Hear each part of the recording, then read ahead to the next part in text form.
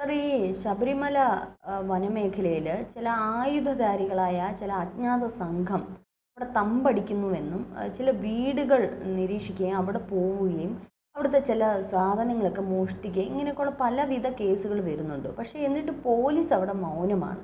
എന്താണ് സർ, ഏതാണ് ഈ ആയുധധാരികൾ? എന്താണ് ഈ അജ്ഞാത സംഘം? മറ്റെന്തെങ്കിലും ഗൂഢലക്ഷ്യങ്ങൾ ഓർക്കുന്നു? ഇത് വളരെ നിസ്സാരമായിട്ട് കാണേണ്ട ഒരു കാര്യമല്ല. ഇത് കുറച്ച് നാളുകളായിട്ട്, ഏതാണ്ടൊരു 2 ആഴ്ചയ്ക്ക് മുകളിലായി ഇത് വാർത്ത വന്നിട്ട്.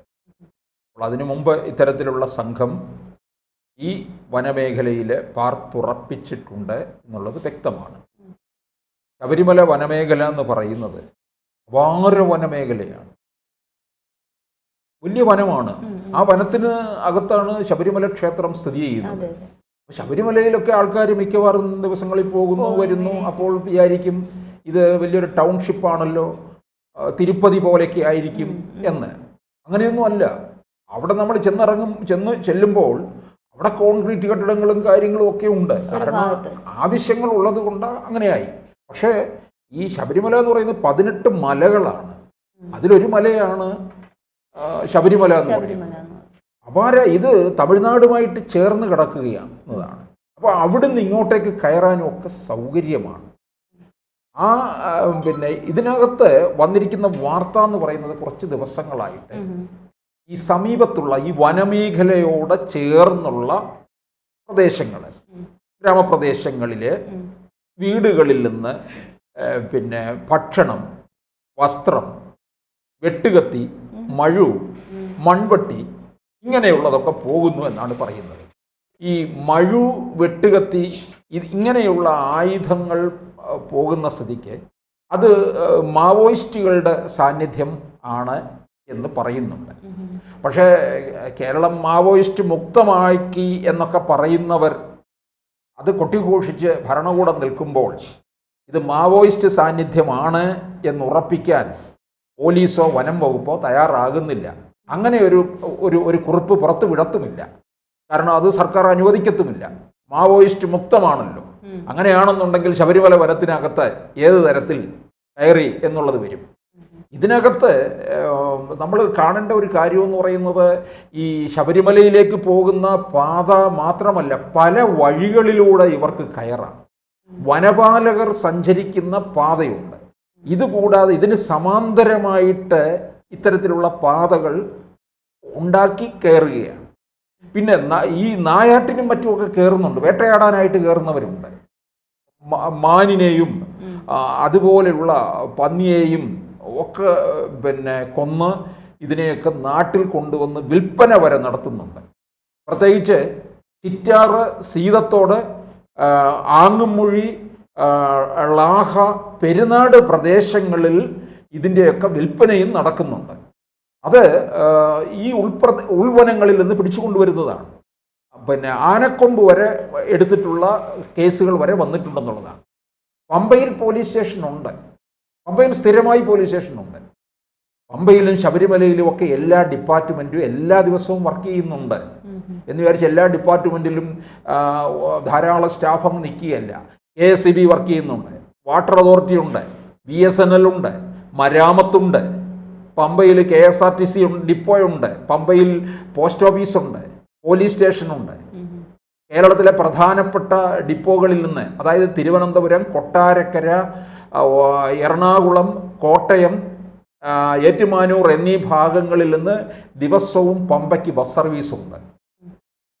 ഇത് പിന്നെ മണ്ണാർക്കുളഞ്ഞി പമ്പ പാതയിൽ ഇലവുങ്കൽ ഫോറസ്റ്റ് ഓഫീസുണ്ട്. പിന്നെ അതുകൂടാഞ്ഞിട്ട് സീതത്തോട്ടിലും പോലീസ് സ്റ്റേഷനുണ്ട്. അപ്പം ഈ പോലീസുകാർക്കോ അല്ലെന്നുണ്ടെങ്കിൽ വനപാലകർക്കോ ഇവരെക്കുറിച്ചുള്ള വിവരങ്ങൾ വേണ്ട തരത്തിൽ കിട്ടിയിട്ടില്ല എന്നും പറയുന്നുണ്ട്. ചില അവ്യക്തമായിട്ടൊക്കെ കുറച്ച് കാര്യങ്ങൾ കിട്ടിയിട്ടുമുണ്ട്.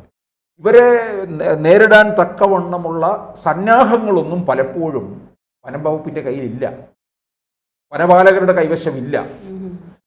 പോലീസ് പമ്പയിൽ പോലീസ് ഉണ്ടെന്ന് പറഞ്ഞാലും അവിടെ പേരിന് മാത്രമൊക്കെ ഉള്ളൂ, അല്ലാതെ ഒരുപാട് സ്റ്റാഫൊന്നും അവിടെ ഇല്ല. അതിൻ്റെ ആവശ്യം വരുന്നുമില്ല.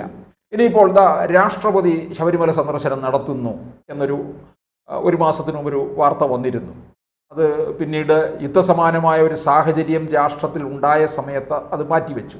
ഇനിയിപ്പോൾ ഇങ്ങനെയൊരു പിന്നെ വാർത്ത വന്നിരിക്കുന്ന സ്ഥിതിക്ക് രാഷ്ട്രപതിയുടെ ശബരിമല സന്ദർശനത്തെ പോലും അത് ബാധിക്കും. കാരണം 2014 നരേന്ദ്രമോദി അധികാരത്തിൽ വന്ന് കേരളത്തിലെ BJPക്കാർ കുറേയധികം ശ്രമിച്ചതാണ് നരേന്ദ്രമോദിയെ ശബരിമലയിൽ എത്തിക്കണം, ശബരിമല ഒരു ദേശീയ തീർത്ഥാടന കേന്ദ്രമാക്കി മാറ്റണം, പ്രഖ്യാപിക്കണം. അത്തരത്തിൽ എന്തായാലും ശബരിമലയിൽ ഹെലികോപ്റ്റർ വന്നിറങ്ങത്തില്ല, അനുവദിക്കത്തില്ല. പണ്ട് ഇന്ദിരാഗാന്ധി ശബരിമലയിൽ വരാനൊരു ശ്രമം നടത്തി.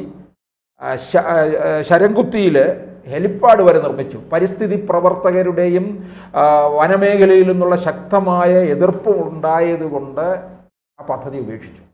പിന്നെ നിലയ്ക്കൽ വന്നിറങ്ങിയിട്ട് റോഡ് മാർഗം വേണം പോകാൻ. നിലയ്ക്കൽ നിന്ന് ശബരിമലയിലേക്ക് പമ്പ വരെ 22 കിലോമീറ്റർ ഉണ്ട്. അവിടെ നിന്ന് കാൽനടയായി പോകണം, മല കയറി പോകണം, അല്ലെങ്കിൽ ഡോളി ഉപയോഗിക്കണം. പണ്ട് VV ഗിരി ഇന്ത്യൻ പ്രസിഡന്റ് ആയിരുന്ന കാലത്ത് വന്നപ്പോഴാണ് ഈ ഡോളി ഉപയോഗിച്ചത്. കസേര 2 കമ്പിൽ വെച്ച് കെട്ടി 4 പേർ ചുമന്നുകൊണ്ട് പോകുന്നു. അങ്ങനെയാണ് ആദ്യമായി അവിടെ ഡോളി വന്നത് 1973. അങ്ങനെ പിന്നീട് അല്ലെന്നുണ്ടെങ്കിൽ ഇപ്പോൾ ഈ സ്വാമി അയ്യപ്പൻ റോഡ് വഴി ആംബുലൻസ് ഉണ്ട്. ആംബുലൻസ് പറഞ്ഞാൽ ജീപ്പ് ആംബുലൻസ് ഉണ്ട്, അതിൽ പോകാം. ഇത് 2 വഴികളും സജ്ജമാക്കും രാഷ്ട്രപതി വന്നു കഴിഞ്ഞാൽ. ഇതിലേതിലായിരിക്കും ഒരുപക്ഷെ പോകാൻ തയ്യാറെടുക്കുക.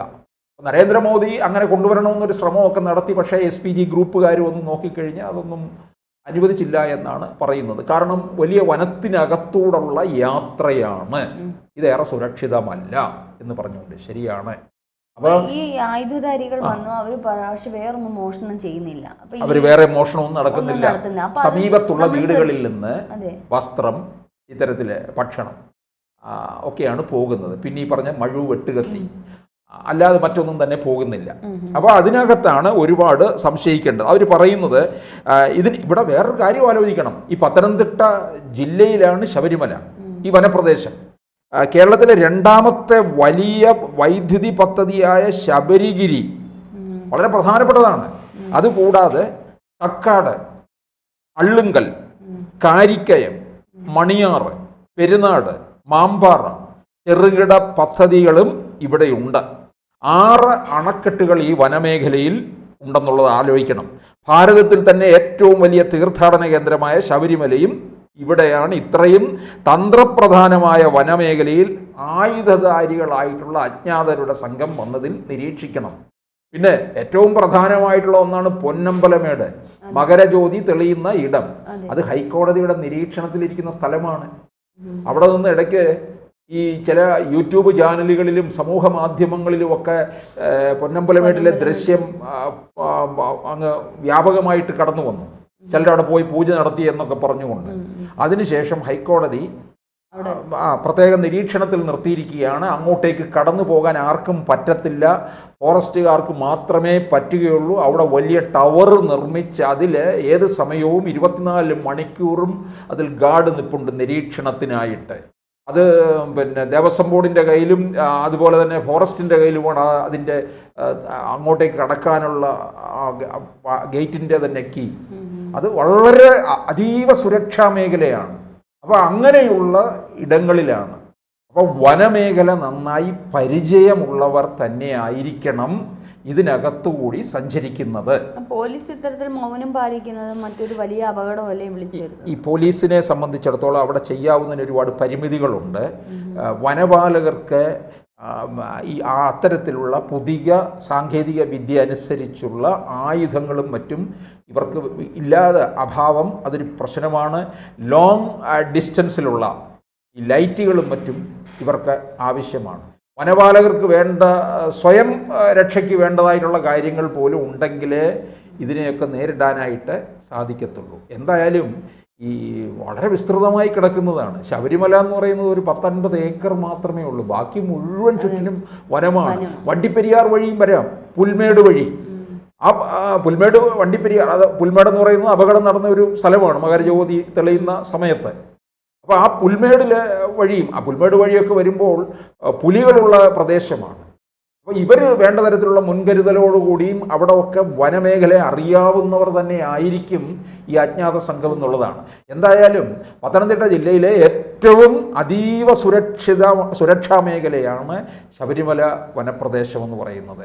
അപ്പോൾ അതിനകത്ത് ഈ അജ്ഞാത സംഘം പല കാര്യങ്ങളും നമുക്ക് സംശയിക്കേണ്ടിയിരിക്കുന്നത് എന്താണ് സംഭവിക്കാൻ പോകുന്നത് എന്നുള്ള കാര്യത്തിൽ.